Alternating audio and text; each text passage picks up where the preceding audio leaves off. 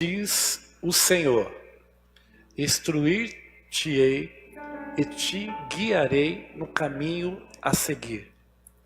Os meus olhos estarão sobre ti para aconselhar-te. Glória a Deus. Direção de Deus para a nossa vida. Pai, estamos diante da tua santa palavra, Senhor.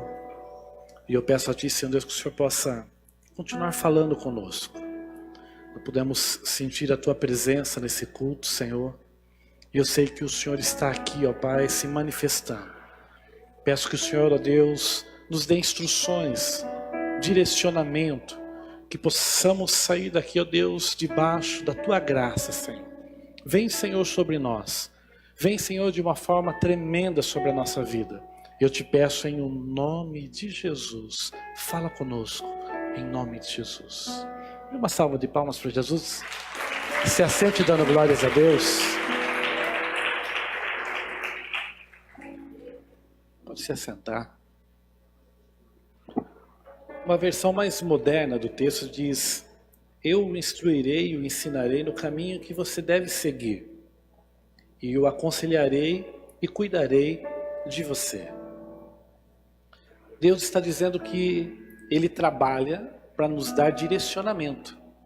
E direcionamento aonde devemos chegar, objetivo. O que nós vamos direcionar a nossa vida. Interessante que Deus sempre vai usar 3 caminhos para nos direcionar. O primeiro caminho que Ele sempre vai usar para nos direcionar chama-se a sua palavra. Deus sempre vai direcionar a minha vida e a sua vida através da palavra de Deus. A palavra de Deus sempre será bússola para nós. Você precisa se acostumar com a palavra de Deus. Criar um hábito de ler a palavra de Deus diariamente. Procure lê-la e meditá-la. Você não precisa ler em um texto muito longo. Talvez ler menos e meditar mais seja mais proveitoso para a sua vida. Assim é para a minha vida. Você tem hoje celular, smartphone, que pode te lembrar todo dia de manhã um versículo para você ler. E você meditar nele, extrair dele algumas perguntas que podem direcionar a sua vida durante todo aquele dia ou a toda a sua semana. Deus sempre usa a palavra de Deus para nos dar direção. Uma segunda forma que Deus sempre fala conosco, ou sempre usa para nos dar direção, é o querido Espírito Santo de Deus. O Espírito Santo de Deus sempre vai estar pronto a te direcionar. Sempre que você tiver que tomar uma direção, sempre que você tiver que tomar uma decisão na sua vida, peça direcionamento ao Espírito de Deus. Deixe que o Espírito de Deus te conduza, te leve na direção certa para que você tome escolhas corretas. Toda escolha errada que nós tomamos, nós acabamos voltando no lugar inicial para iniciar novamente a carreira, a caminhada.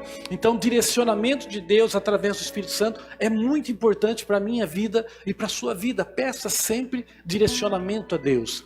E uma terceira forma que Deus nos dá direcionamento é através dos nossos líderes espirituais, através dos pastores, através daqueles que Deus coloca sobre a nossa vida. Sempre Deus vai usar a vida deles para nos dar direcionamento para onde devemos ir, para onde devemos caminhar. Em nossa vida devemos procurar mentores na área espiritual, na área familiar, para que possam nos ajudar. Nunca caminhe sozinho. Caminhar sozinho é mais difícil.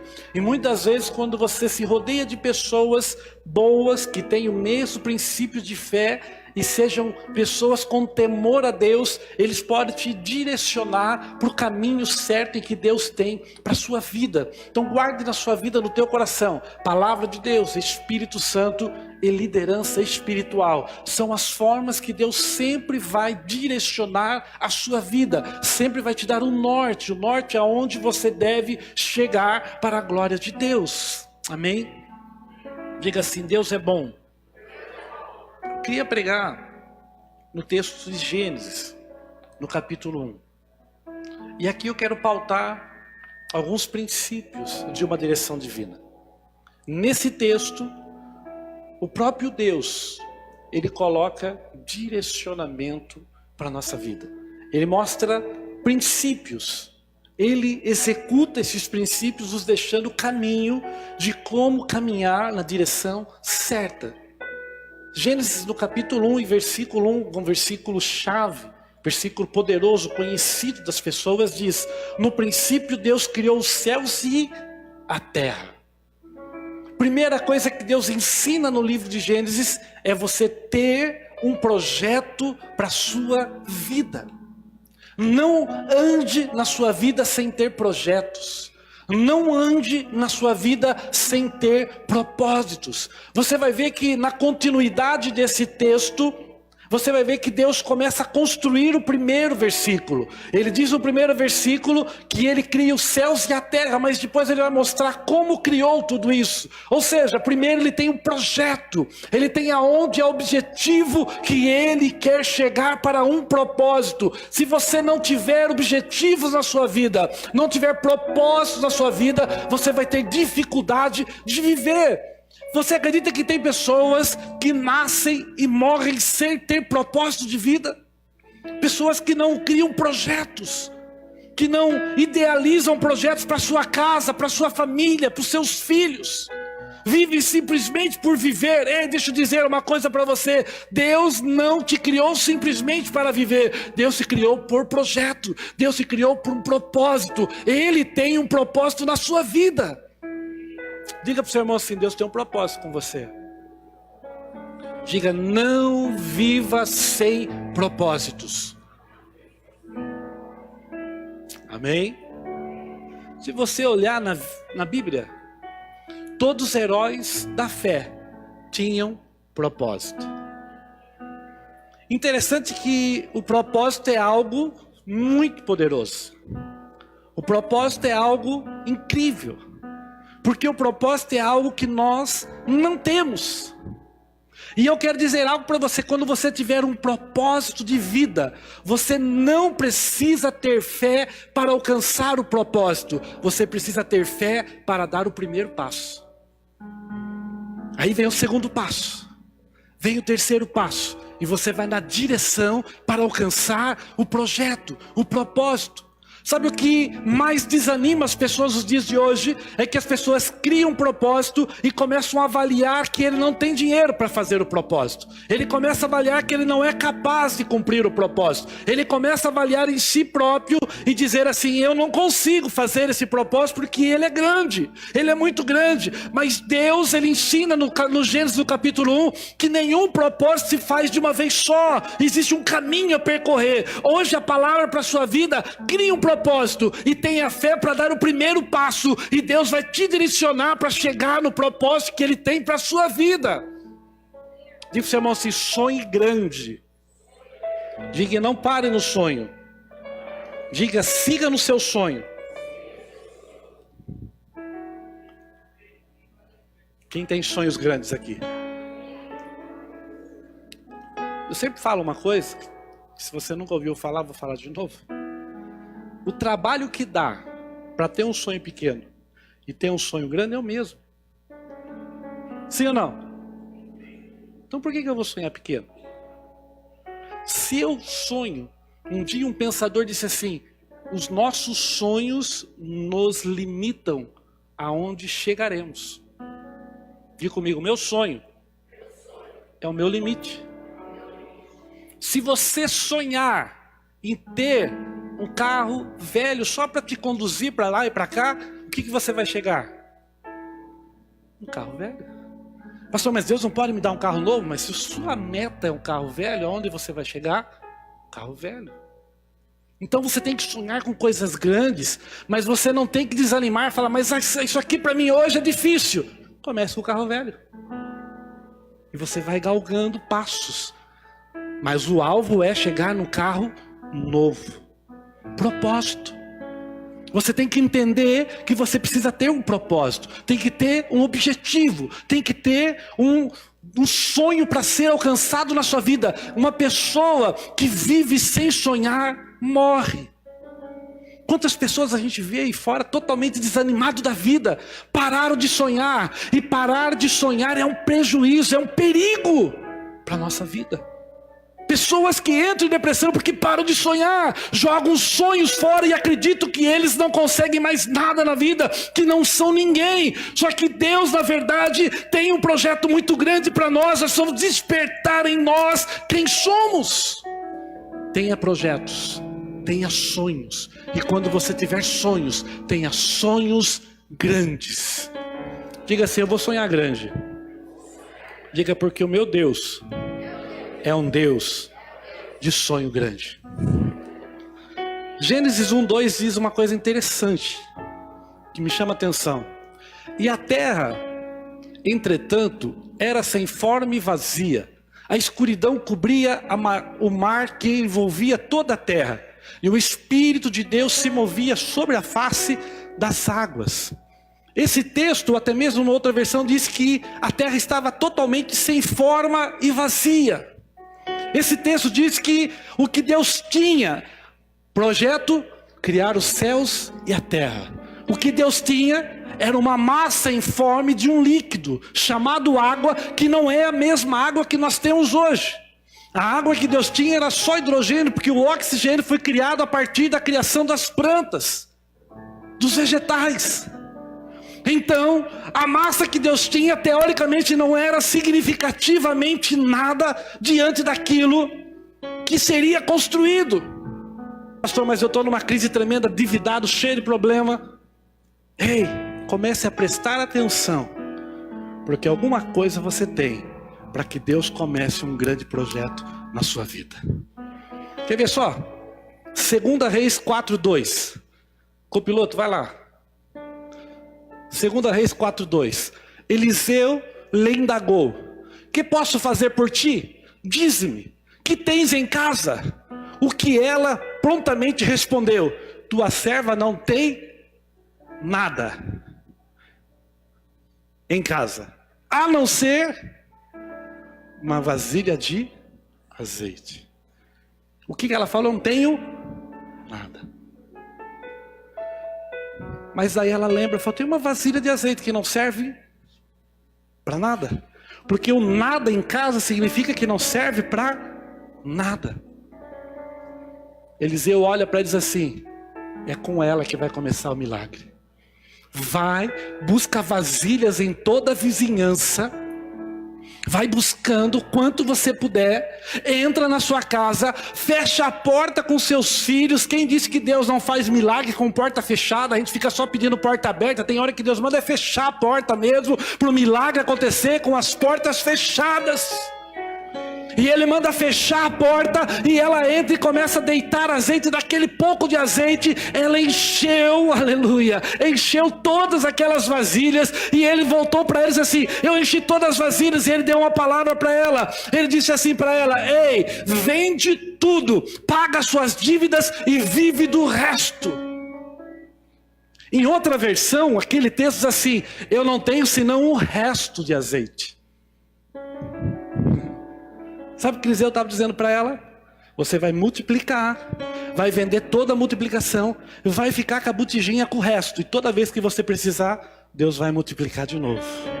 Toda vez que você precisar, Deus vai multiplicar de novo. Esse resto vai multiplicar e vai sustentar a tua vida. Sabe o que Deus está dizendo? O pouco que você tem na mão é o que Deus vai estruturar para você chegar em grandes projetos e sonhos. Ei, não desista achando que você não tem nada. O que você tem hoje é o início, é a combustão, é o empurrão de Deus para te direcionar para as coisas grandes que Ele tem na sua vida. Diga para quem está do seu lado assim, diga: se prepare. Deus vai te surpreender com o que você tem. Aleluia. Aleluia. Amém? Diga assim: Deus é bom. Deus tem coisas grandes. Você está entendendo? O problema é sempre que a ansiedade que tem tomado o coração nosso nos dias de hoje, essa ansiedade faz com que a gente deseje que tudo aconteça num piscar de olhos. Até a obra da criação, o Gênesis 1 está nos ensinando que não é um piscar de olhos, é uma construção. Há uma construção. E vou dizer uma coisa para você, Deus já está construindo na sua vida o projeto que Ele tem. Ele não vai começar, Ele já começou. Você que precisa hoje tomar uma decisão de iniciar. E com aquilo que você tem na sua mão, começar um projeto novo. Comece hoje um projeto novo. Acredite em você. Acredite que aquilo que você tem na sua mão vai te levar a alcançar as coisas grandes de Deus. Olha que interessante. Gênesis 1:2 ainda. Diz assim: precisamos começar com coisas pequenas. Mesmo texto. Deus não tinha uma terra e céus formado. Ele tinha apenas uma terra que era sem forma e vazia. Escuridão cobria o mar, que envolvia toda a terra. O que ele tinha era uma obra pequena, perto de um grande projeto. Sabe o que Deus está nos ensinando aqui? Comece pequeno. Não queira começar grande. Geralmente você vê a história de pessoas que começaram grandes, tiveram problemas e quebraram.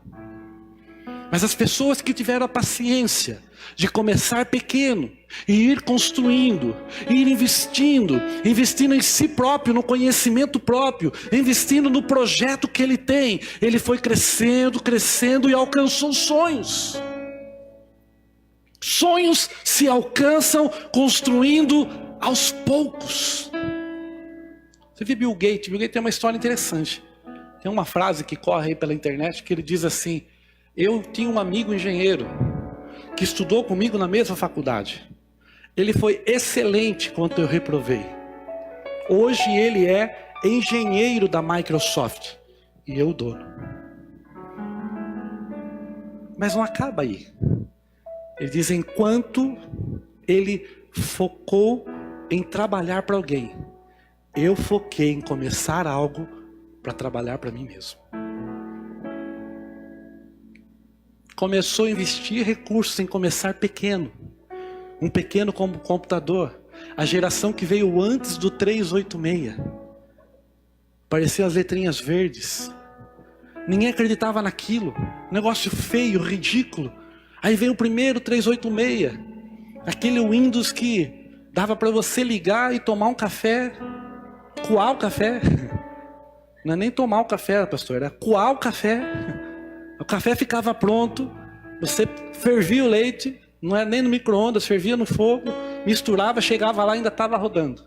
Estava iniciando. Mas ele investiu tempo naquilo. Ele investiu, ele começou pequeno e aquilo foi se reproduzindo. Hoje, quando se fala de Windows, está no mundo todo. Se transformou num dos homens mais ricos. Durante um tempo, ele foi o mais rico. Outros hoje passaram ele, mas ele ainda está na escala dos 10 mais ricos do mundo, com um sonho.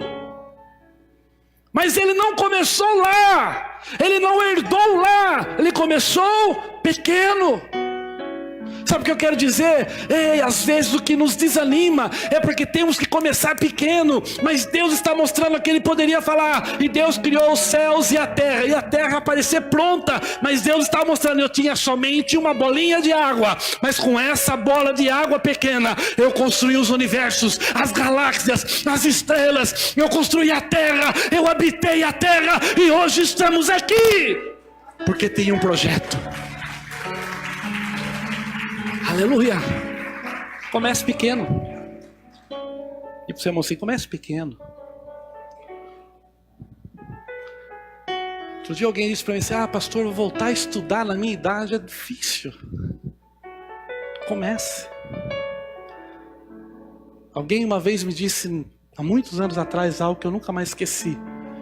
Ele falou assim, se você for fazer um curso que demora 4 anos, 5 anos, até 6 anos para concluir. Se você olhar para o tempo que você vai gastar, você desanima. Mas se você olhar que esses 6 anos vão passar de um jeito ou de outro, você faz o curso. É a forma que nós olhamos.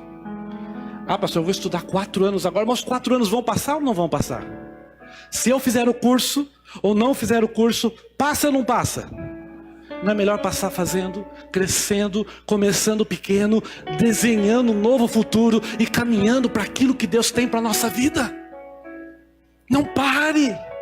Não se limite no tempo, não se limite na idade, não se limite nas coisas. Comece com coisas pequenas e vá construindo. Ah, pastor, mas eu já estudei. Estude mais, cresça mais, porque o que Deus tem para você não é o que você tem. O que Deus tem para você é muito maior do que aquilo que você tem planejado, porque Deus costuma nos surpreender. Diga para o seu irmão assim: Deus vai te surpreender. Olha Gênesis 1:3. Isso é importante. Nós vamos ler agora alguns versículos do 3 ao 25. E disse Deus: haja luz e houve. Vamos lá com o piloto, segue. 4. E viu Deus que era boa a luz, e fez Deus separação entre a luz e as trevas. 5. E Deus chamou a luz de dia, e as trevas chamou de noite. E foi a tarde e a manhã o primeiro dia. 6. E disse Deus: haja uma expansão no meio das águas, e haja separação entre águas e águas. 7. E fez Deus a expansão, e fez separação entre as águas que estavam debaixo da expansão, e as águas que estavam sobre a expansão, e assim foi. 8.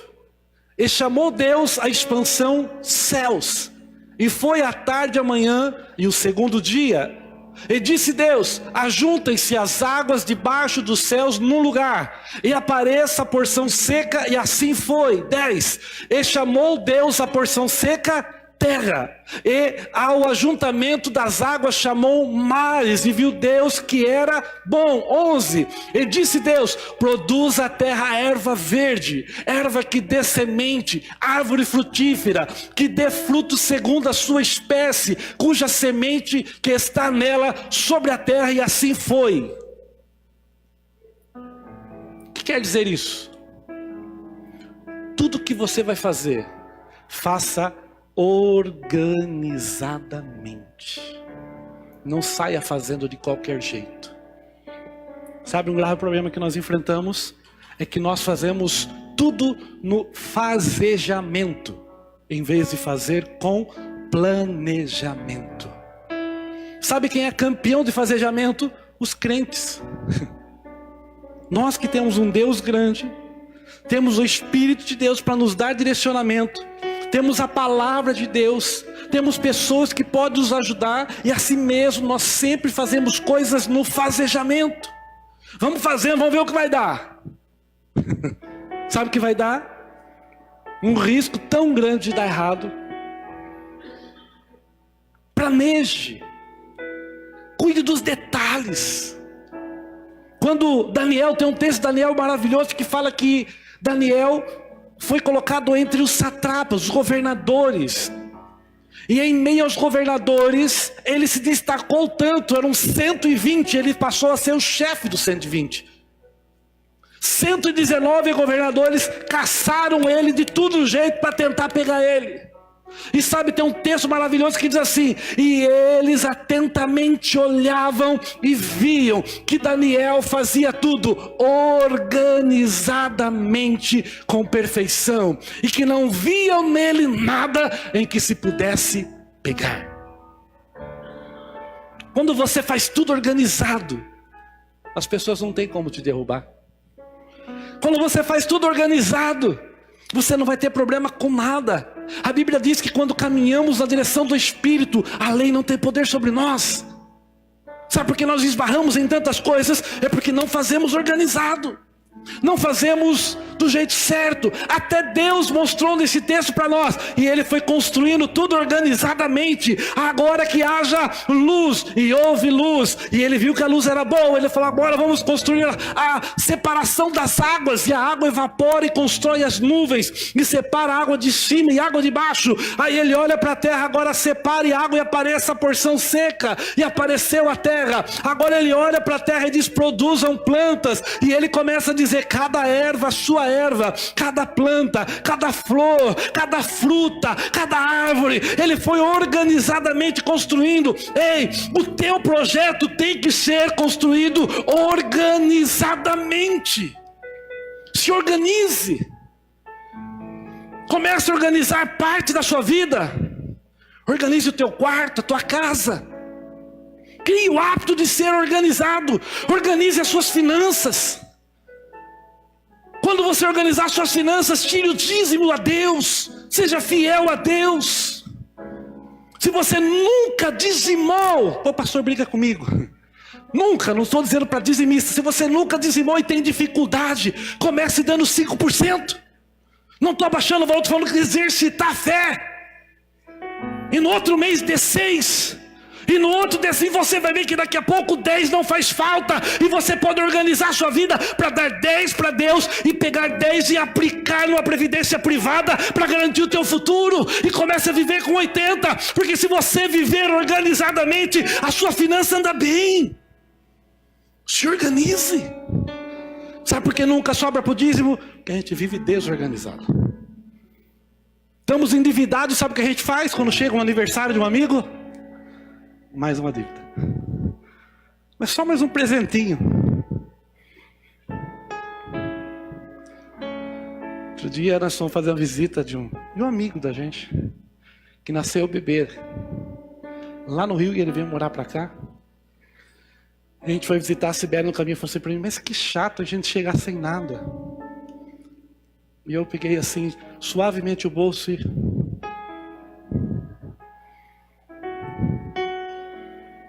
Quando Deus me der, eu dou alguma coisa. É um tempo. Eu vou visitá-lo, ver a criança, orar por eles. Não adianta eu fazer uma dívida para cumprir o costume que o mundo disse, que toda vez que você vai visitar uma criança que nasceu, você tem que levar alguma coisa. Ei, isso é coisa de parâmetro que o mundo enfia na nossa cabeça. E tem gente, irmãos, que fica 6 meses querendo visitar a pessoa, mas não vai visitar porque não consegue comprar o presente para dar o presente. E não visita. Sendo que é muito melhor a comunhão. Organize a sua vida, não saia fazendo conta. Ah, mas... Outro dia eu ouvi alguém dizer, a gente só pode rir, né? Que é uma unha encravada para quem está com câncer. Eu falei, Jesus, eu não vou responder. Porque tem coisa, né, pastor, que a gente não tem que responder, né, Petit? A pessoa fala, você fala assim, não é porque eu tenho uma dívida que eu faço outras. Eu tenho que cuidar dessa. Se organize. Organize a sua vida. Deus está nos dando um princípio. Organize. Organize a sua casa, a sua família. Organize toda a sua empresa, o seu trabalho. Seja organizado no teu trabalho. Quando eu trabalhava numa empresa, eu era considerado como chato. Gilberto acha que eu sou chato até hoje. Porque a minha caixa de ferramenta é fera, meu. Tudo limpo, as ferramentas. Tu dei impressão alicate meu, trouxe sujo. Falei, vai limpar. Ele falou, essa é brincadeira. Eu falei, vai limpar. Aí ele voltou com o alicate engordurado. Eu falei, mas tá sujo ainda. Mas minha mão tá engordurada. Eu falei, lava a mão. Só que eu sei onde está todas as coisas, organizado. Chato. Né? Toque. Organizado. Eu sempre fui assim. Trabalhava na INA, roupa limpa. E as pessoas faziam a mesma função que eu, tudo sujo. Quando chegava o engenheiro, ele ficava olhando assim. Os caras acham que não trabalha, fica dormindo. Mas quando eu ia ver a produtividade, às vezes estava muito mais à frente dos outros. Que a gente não precisa se sujar para mostrar que está trabalhando. O pastor foi numa oficina mecânica. O chão era até pintado. Limpo. Organizadamente. Sabe o que o pastor fez? Eu vi pelo menos para umas 4 pessoas ele falando assim, eu achei uma oficina muito boa. E por que ele falou isso? Porque ele via um povo organizado trabalhando. Senão não saía falando. Quando você trabalha organizado, organiza a sua vida, as pessoas têm prazer em indicar o que você faz. Deus trabalhou organizado para mostrar para nós que nós temos que ser organizado com aquilo que a gente faz. Olha para o irmão dele e fala assim: se organize. Cuide dos detalhes, diga para ele. Outra coisa interessante que eu vejo em Gênesis 26. Faça uma coisa de cada vez. Priorize o que é mais importante. 1:26. Então disse Deus: façamos o homem à nossa imagem, conforme a nossa semelhança. Domine ele sobre os peixes do mar, sobre as aves do céu, sobre os animais, sobre grandes de toda a terra e sobre todos os pequenos animais que se movem rente ao chão. 27, não 28. Criou Deus o homem à sua imagem, a imagem de Deus o criou, homem e mulher os criou. Se você parar agora daqui para frente, Deus priorizou o homem. Você não vê mais Deus falando de leão, de baleia, não vê mais Deus falando sobre plantas, sobre árvores. Até agora ele criou tudo isso, mas chegou uma hora que ele tinha que priorizar uma coisa. Priorize alguma coisa na sua vida. Sabe, um grande problema nosso que a gente atira para todo lado. Quem já fez isso na vida e não deu certo? Atirar para todo lado. Tá fazendo uma coisa e alguém fala para você: vamos fazer outra coisa aqui que também dá certo. Aí você tenta fazer as duas, sai uma terceira, aí você já está com uma mão ali, tenta com o pé. E se falar 4, você tenta levantar o outro pé. Priorize uma coisa na sua vida. Mesmo que isso seja pequeno, faz parte de uma construção. Não saia atirando para todo lado. Ei, priorize. Quando temos prioridade, nós alcançamos o objetivo. Deus criou todas essas coisas com o objetivo: colocar o homem na terra. E ele priorizou. Construiu tudo para priorizar o homem. Priorize coisas na sua vida. E priorize em escala. Priorize a si próprio. Priorize a sua família. E priorize alguma coisa para alcançar o teu projeto. E se o teu projeto tirar você e a família de propósito, não é um bom projeto. Ah, pastor, eu fiz um projeto aqui, eu vejo minha esposa, minha família uma vez no mês. Não é um bom projeto. Um bom projeto vai te dar condições de priorizar Deus, você e a família. Amém? Sei que você está pensando aí. Priorize. Priorize seus filhos. Porque hoje tem muita gente querendo priorizar seus filhos. Tem escolas querendo doutrinar o teu filho e priorizar eles, porque o futuro dessa nação seja ruim. Priorize o teu filho. Dê um tempo de qualidade para ele, para ela. Priorize a sua esposa. Ah, mas não é fácil, pastor. Mas quem disse que ia ser? Deus só falou assim: e unir-se-á e serão ambos uma só carne. Não falou que ia ser uma coisa boa, falou que ia ser uma carne só. Deus se isentou dessa responsabilidade. Priorize. Interessante que quando era noivo era mil maravilhas. Apesar que tinha gente que era noivo era só paulada, né? E casou assim mesmo. Não aguenta. Priorize a sua família e você vai ver que você pode extrair coisas boas dali. Você vai extrair felicidade. Quando você priorizar a si mesmo, priorize você na alimentação. Não coma desregrado por conta do trabalho. Priorize a sua alimentação para ter uma vida saudável. Gaste um tempo com você para você fazer uma academia ou fazer alguma coisa que te traga uma vida saudável. Gaste tempo, faça uma caminhada, faça um alongamento quando você acorda. Priorize a sua vida. Porque nós temos problemas porque não priorizamos, vivemos de qualquer jeito. Priorize coisas no teu propósito. Se for estudar, estude. Se for ampliar o projeto de trabalho, amplie.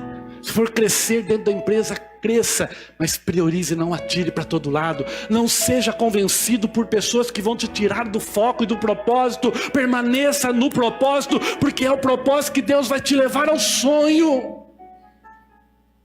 Seja sincero comigo aqui. Quem já sonhou com uma coisa grande e está fazendo outra que não tem nada a ver hoje?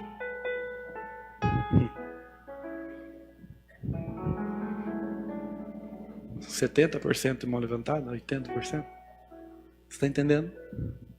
A gente sonhou, mas alguém falou assim, aqui dá dinheiro. Parece, eu lembro daquela era do gelo, aquele bichinho que corre atrás daquele amendoim. Nozes. Avelã. Aquilo parece uma pipoca que estoura, não tem um filme que estoura, né? Mas seja lá nozes. Mostraram para ele uma mesa de frutas fartas. Podia se alimentar, mas ele preferiu ficar com aquele trem. E na verdade não ficou o filme inteiro correndo atrás daquele trem. E tem gente que tá assim, tem um sonho, um projeto, aí alguém mostra um nozes, ele larga para correr o filme inteiro, a história da vida toda, atrás de algo que não tem nada a ver com o projeto de vida dele.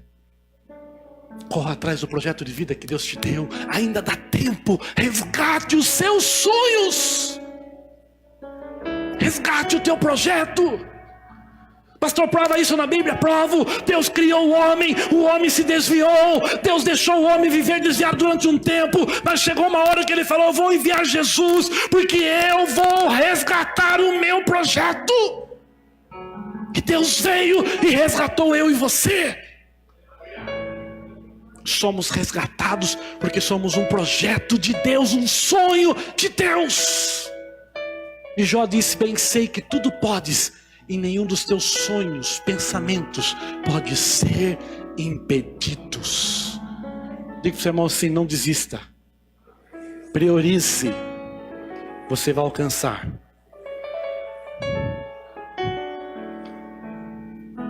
Lucas 10:41, coloca lá para a gente ler. Esse versículo é tão interessante. Acorda, Lucas 10. Lucas 10. 10:41.